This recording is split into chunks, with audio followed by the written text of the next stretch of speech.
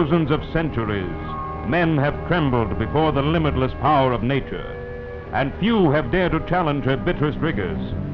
But in the winters of 1944 and 5, a great wartime experiment took place in Canada.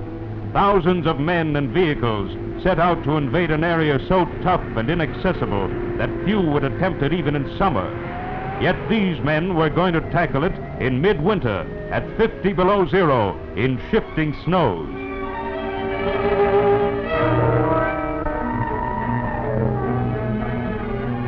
They had with them the greatest assortment of equipment ever assembled for travel in ice and snow.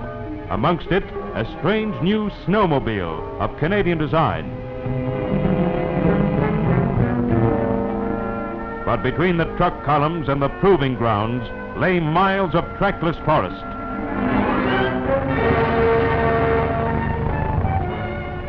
Without the bulldozer, the scheme could never have started. No other vehicle can punch its own roadway through so dense a wilderness.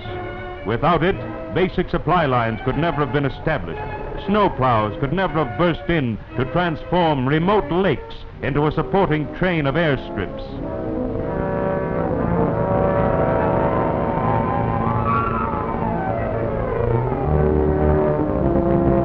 But the new Canadian snowmobile was capturing the attention of observers. It too could pack down airstrips without the need of plowing, and it could go anywhere a dog team could go in a fifth of the time.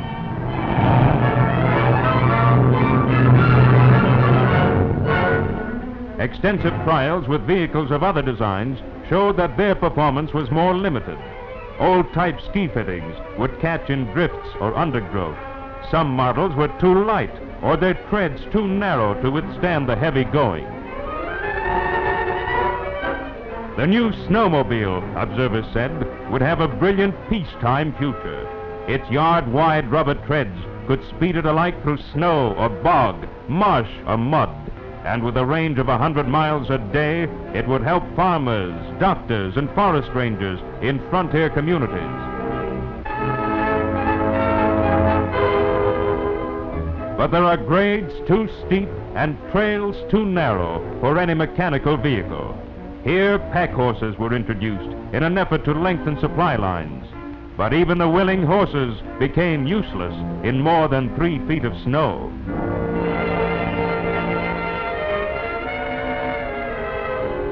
And so, as the men trudged wearily into camp, they realized that more and more depended on their own ingenuity, teamwork, and endurance. That they, and they alone, could crack the last barriers of nature's ice-bound fortress.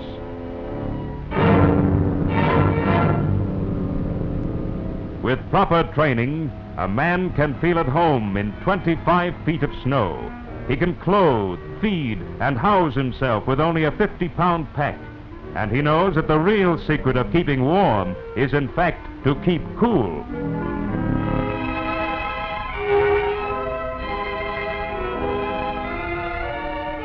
That's not a snood. It's a special string vest that ventilates and insulates the body.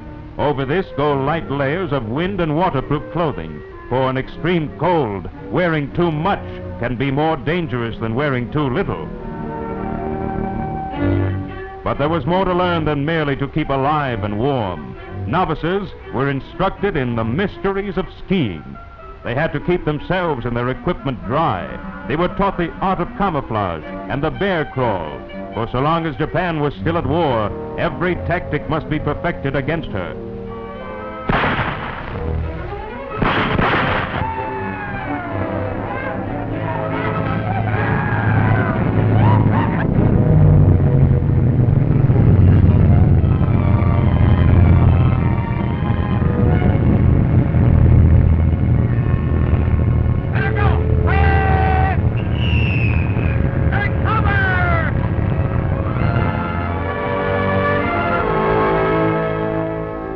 Only the grocer boy with tomorrow's rations. In sub-zero action, a man needs huge quantities of meat and fats and sugar. Throughout the exercises, tons of supplies were dropped among the treacherous peaks, sometimes without parachutes.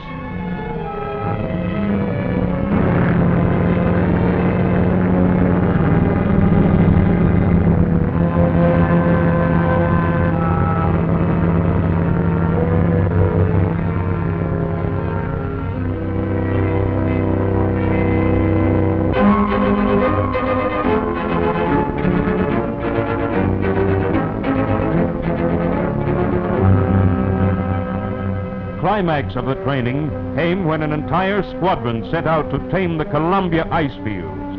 This was to be the test of all they had ever learned in morale and discipline.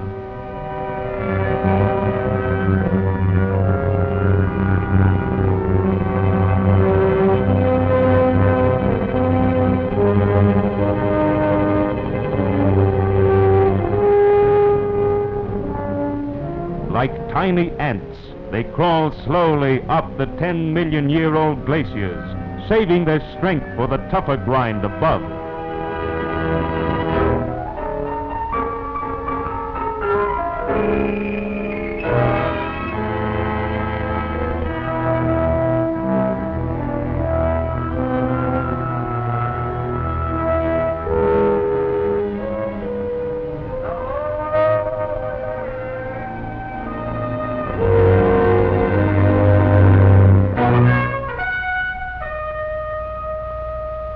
An injured climber receives instant attention.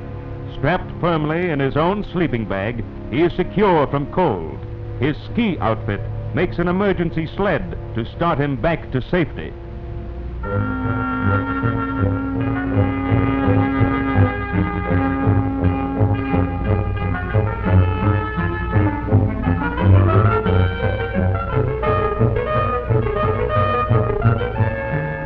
At one time, a major injury meant certain death by freezing. But now, radio sets in motion a first aid chain, and a casualty can be brought speedily out of danger by toboggan, horse, and plane.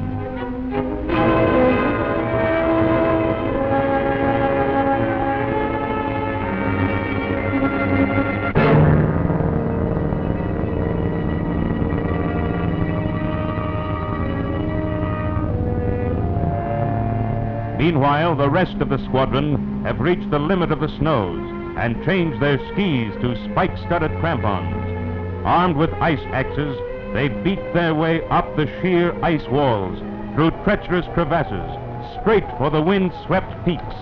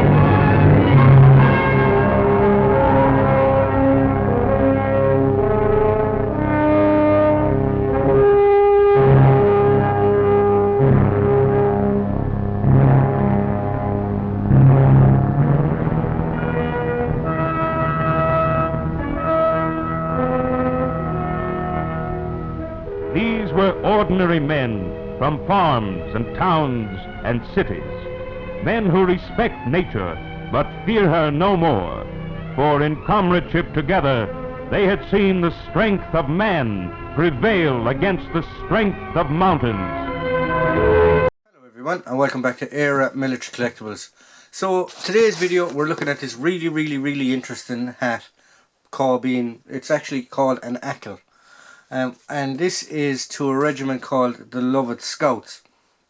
So the Lovat Scouts were formed in 1900 for service in the Second Boer War, and they were formed by Simon Fraser, and he was the 14th Lord Lovat at the time, and they got his name, the Lovat Scouts.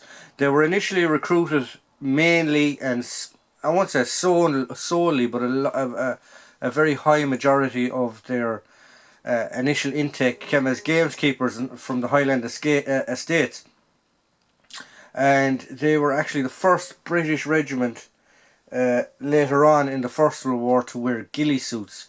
So they were a very interesting group when you think about what they actually, nearly every sniper now in the world wears a ghillie suit, and the word itself is a Scottish word, ghillie. But they were formed, as I said, they were formed in 1900. Initially, they were given the regiment was given to a guy, or the commander in chief was a guy by the name of the Honourable Andrew David Murray. He was killed a year later in 1901, and then Lord Lovat himself, Simon Fraser, he took over the regiment, and he was the commander in chief all the way through the Boer War.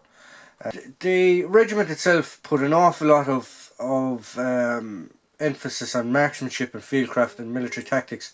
They were a scouting regiment. They were actually a yeomanry, so they were mounted infantry, I suppose, at the time, and they participated the whole way through the Boer War. And as I said, you do see them wearing ghillie suits in the Boer War, but later on in the First World War they became more established for wearing their ghillie suits. There was 2 battalions of them, 1st and 2nd Lovat Scouts, during the that particular conflict, and then during the initial, after the Boer War, the regiment was sort of, I won't say disbanded. It was transferred to the territorial force. In 1908 it did lose one of its battalions. It only became 1 battalion. 4th of August on 1914, at the outbreak of the war, many of the members of the Lovat Scouts, they volunteered to join the army themselves. So the Lovat Scouts was taken back from the TA, and it became a reserve force, which is slightly different, because apparently in the territorial army at that moment in time they couldn't send you overseas unless you were volunteered, or unless you volunteered yourself for imperial service or something, I think it was called. So a lot of them, so basically by making it a reserve regiment, that paperwork, basically that little piece of blue tape or red tape, was solved. So we're just going to talk about the history. So as I said, they fought the whole way up in the First World War. They were in Gallipoli, they were in Egypt, they were in Macedonia, they were in France and Flanders. They got around during the First World War. They became a sharpshooting regiment, or a sniper orientated regiment. A lot of them were sharpshooters and stuff like that during the First World War. Then after the First World War, in the middle of the First World War, around 1917, they were given bicycles, and they became like a bicycle troop scout group type thing, and that's what they did throughout the war. So that's the end of the First World War. Between the First and the Second World War, it was initially put back into the territorial army again, but cavalry had been sort of used at that stage. So it was, what do we do with these guys? But thankfully, the Lovat Scouts were saved as a yeomanry in between the initial wars, and they were sort of given armoured cars and artillery, and that's what they did as a yeomanry rather than just be a complete cavalry regiment. So then during the Second World War they had a very interesting history in the Second World War. So from 1940 to 1942 the Lovat Scouts were actually in garrison in the Faroe Islands to protect against German invasion. When they were mobilised in 1939, 1940, so they were sent straight to the Faroe Islands, where they were garrisoned troops there. Then, in which you would have seen video footage before this actual clip, they were sent to Canada. They were sent to Canada in December 1943, and they were trained as Arctic and mountain warfare troops. After they had completed that initial training, they were actually sent to Italy. It's where a lot of the men found themselves fighting in Italy, up into Austria, over the Alps and things like that. They landed in Naples, I think, around 1944, and they were there just after the fall of Monte Cassino. And they fought the rest of the remainder in the Italian campaign. and then in May 1945 it actually found themselves in Austria. And then in Austria they were actually given orders to become Nazi hunters, which a lot of them seem to have thrived at it, and they kept on doing that. The last Lovat Scout pretty much that was still in uniform carrying out these Nazi hunting jobs was actually around, the dates I can find is between 1949 and 1956. Now there's a big massive chunk there, but it seems to be that that's when they stopped doing this Nazi hunting, and they actually became an artillery regiment, an anti-artillery regiment, believe it or not. They were completely changed tacks, and they became an anti-aircraft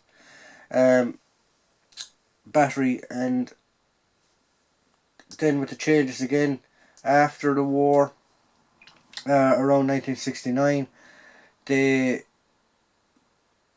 were literally a company at that stage, and they're still floating around, but they're very small, and they're now a cadet force. They're a cadet force regiment is what they are, with very few permanent cadre, but they are a cadet force. So that's a brief history of the actual ACL itself. So we're going to look at the ACL. So the ACL, you look at it, it's black. It's not actually black. If I take out my phone and turn on the light, it is actually a very dark navy blue. If my light will work. No, it won't. But it's actually a very dark navy blue. If I can bring it to the camera, maybe you can see it. It's actually dark navy blue. This crest here itself is the actual Lovat crest, and I can't remember what the motto is, but it's Latin. So I can just have a look at my notes here if I can find it. I am ready. It's just there. It's in Latin, Jesus Priest or something. Now see this little crown that's here at the bottom, or this little nub that's here at the end of this badge. This is a Second World War badge, because in the First World War badge it's just a round circle. This is also what's known as a clan badge. So guys that were in the clan, or members of the Lovat clan, would have had this badge, whereas if they weren't, they would have just had the circle. Don't quote me on that, but that's a little piece of information I found, and I found it on 2 different sources, so I'm running with it until I'm told otherwise. But there you go. It's got 2 little streamers off the back. This is actually slightly too big for this head, because it should actually be flat like that around the head. 2 streamers off the back, and the whole ACL itself is pulled over the right eye, and with the left eye, between the left eye and the left ear is where the badge actually goes. So yeah, it's a very interesting little carbine, or ACL. Very interesting regiment, very interesting in history. Basically to go from a scouting regiment, sharpshooters, to an anti-aircraft regiment. It's quite such a strange progression. So there you go. So I hope you like what we provide here at Era Military Collectibles. Please like, please subscribe, and please tune in for the next video. And as always, if you want to get in contact with the channel, there is an email at the top of the video description.